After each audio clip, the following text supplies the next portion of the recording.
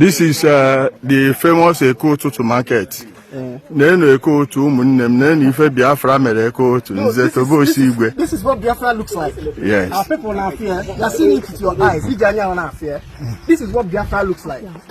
And you appear on social media, not total answer. But look at it. Desolation, mayhem, anarchy, chaos. Ghost town. One of the busiest markets in Imo State. Just a ghost town. Because of Nainacho Biafra. I know a push for agitation. Naina Zobai, Nana Shunde Fulani. Kelon Fulani na be a call to nobody. Kelon Fulani na be a call to. I name more why. Banana walk on has some money. It's quite unfortunate. I don't feel life and direct. Life and direct, kind of. They call to two. The name, a benine. I like a sense of one single soul. Oh, one idiot. I'm sorry to call the person an idiot, but the person is an idiot. So be it. How can you reason like that? It's your name. Huh? Just look at. Yeah. Empty. The only sound they are not here sound of Ebwe.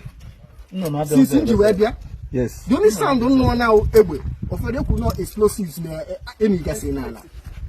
It's a shame. They did it in my own community. It's not for the fact that just look at market stalls, opportunities. I go to buy and I go to buy. I never see opportunities I created by ourselves. Our government is creating all this market. Our own effort and ingenuity can develop all this market. I delay our stupidity and our hatred for government through a year. Going in a team agitation, can't you do it? Or where will you destroy your own? How many millions of protein? Yes, you need. You may have Biafra.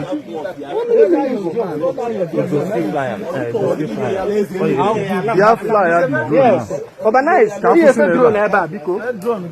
He's a capuchin side down. Okay. That place. It's a private building.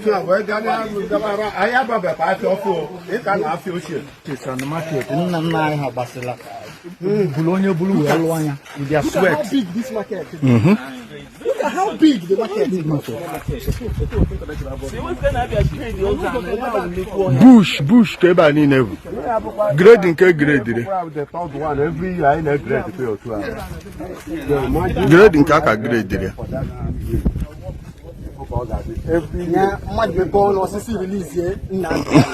Oh, yeah, now. How my brother said, you just don't know the Kanu, why have to tie also? Ndos bufu, ndos ake bufia.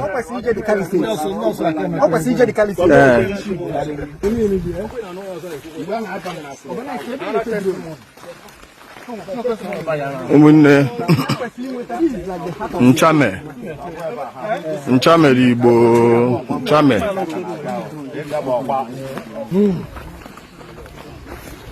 Hey, Eyi abuzo itenansa. Itenansa. Here, Protagera itenansa, unubi. Unubina. Is abandoned. Yes.